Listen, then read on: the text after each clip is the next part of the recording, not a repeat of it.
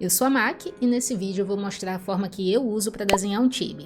Vamos ver as principais características do estilo, criar uma estrutura e preencher com os elementos principais para você começar a criar os seus próprios desenhos. Enquanto isso, eu vou te dando dicas de pequenos detalhes que eu costumo acrescentar nos meus para tornar o tibi ainda mais fofinho.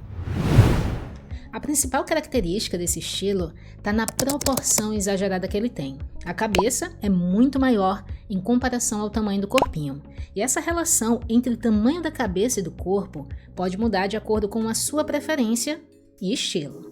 Nesse tutorial vamos trabalhar com a proporção de duas cabeças para conseguir um tibi mais fofinho. Quanto menor for o corpo em relação à cabeça, mais fofo e mais simplificado o seu tibi vai ser. E esse é o resultado que a gente vai buscar aqui.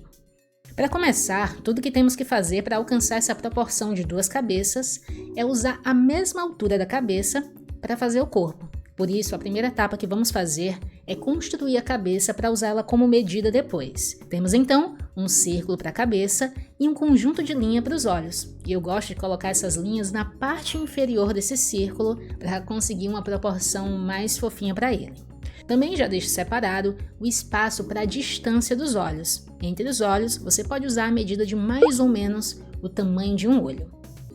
Desenhamos uma bochecha iniciando aqui no final dos olhos, que é como eu gosto de fazer na maioria das vezes. E o desenho da bochecha pode ser mais suave ou mais destacado, como eu estou fazendo nesse exemplo aqui. Agora definimos melhor o formato da cabeça, retirando um pouco das laterais desse círculo inicial que fizemos agora há pouco. É meio que lapidar essa forma inicial para trazer um formato mais parecido com uma cabeça e ter algo mais personalizado também. E então, temos um modelo básico de estrutura para a cabeça que você pode ir ajustando depois. Inclusive, é sempre interessante que você faça pequenos ajustes para alinhar melhor as coisas que não saíram muito bem durante a criação da estrutura. Adicionamos olho, nariz, boca e orelhas, tudo aqui nessa parte inferior do rosto. E é por isso que eu gosto de começar posicionando essa região dos olhos primeiro, porque o resto todo vai ser posicionado usando os olhos como referência.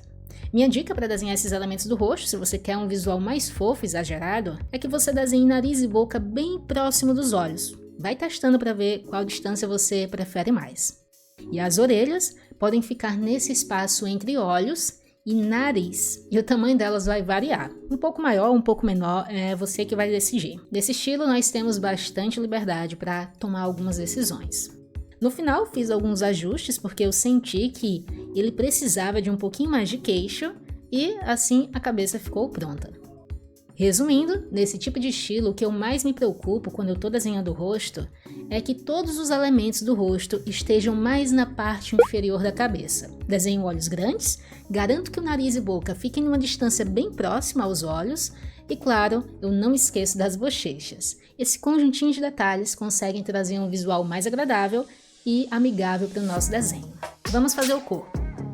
Um tibi tem diferentes proporções, mas hoje eu quero te mostrar a proporção de duas cabeças. Vou medir a altura da cabeça do meu tibi e jogar logo abaixo do queixo para reservar o espaço onde eu vou desenhar todo o corpo.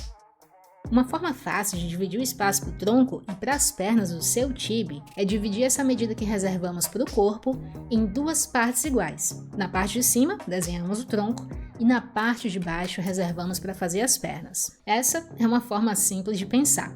Só de fazer isso já conseguimos uma proporção de corpo bem equilibrada.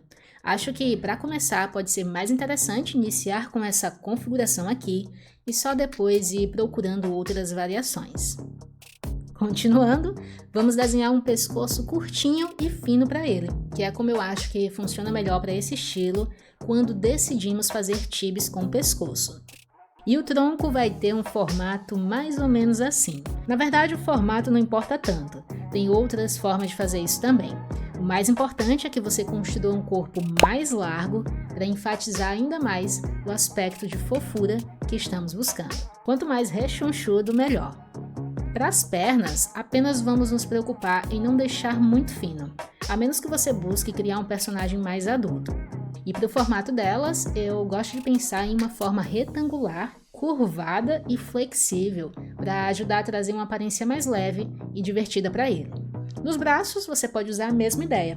O detalhe é que eles sejam mais curtos, chegando até a linha da cintura do personagem. Esse é um bom tamanho que podemos trabalhar. No estilo Chibi, tudo é mais simplificado, principalmente nesse tipo de proporção que estamos fazendo aqui. Para desenhar as mãos, eu gosto de pelo menos dividir em duas partes, uma forma para fazer o polegar e outra para todos os outros dedos. Acho que facilita um pouco as coisas e é bem comum ver essa forma de desenhar mãos em Chibis. Inclusive, se você quiser adicionar dedinhos a partir dessa forma depois, acaba ficando mais fácil porque já tem a forma principal como base. É como trabalhar pensando nas formas maiores e gerais primeiro, e depois trabalhar nas menores e mais específicas. Outra coisa que você pode fazer é observar como outras pessoas desenham as mãos e poses para os chibis que elas fazem. E o Pinterest é uma boa fonte de inspiração. Basta uma pesquisa e o algoritmo vai te mostrar coisas relacionadas àquilo que você buscou. Aproveita para montar um painel de referências para consultas futuras e para você se inspirar também. Nesse processo de desenhar tentando imitar suas referências, você vai identificar aspectos diferentes que você gosta mais quando vê chibis, vai misturar tudo isso e criar o seu próprio modo de fazer as coisas depois. Até aqui, fizemos o nosso desenho apenas de frente e sem nenhum ângulo. Eu queria te mostrar o posicionamento das coisas em cima daquele círculo primeiro, mas agora a gente quer um pouquinho mais. Vamos criar o rosto de um chibi em outra posição usando aquela mesma estrutura que aprendemos agora há pouco. Assim vamos ter uma noção de como aqueles posicionamentos vão ajudar nessa etapa aqui.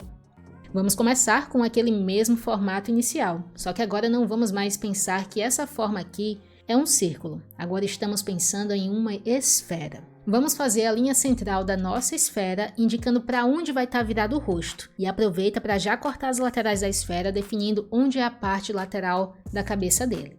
Lá embaixo ficam as linhas dos olhos, como a gente já viu. E usando ela como referência, já podemos definir o formato e o comprimento do rosto. Com isso feito, todos os outros elementos vão apenas seguir o que já tínhamos feito antes. Mas agora se preocupando em seguir as linhas que contornam a esfera que a gente criou. É basicamente para isso que servem essas guias.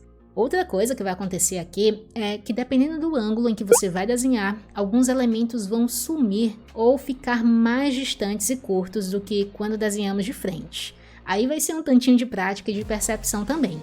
Vamos melhorando isso aos poucos. Inclusive, eu recomendo assistir os vídeos de construção de cabeça usando o método Loomis no canal do Proco. Vai te ajudar a entender um pouco esses detalhes para qualquer desenho e estilo que você estiver desenhando de forma bem técnica, com exemplos usando o próprio rosto dele. Espero que o vídeo tenha te ajudado e que você consiga desenhar seus novos personagens em estilo Chibi. Até mais, aprendiz!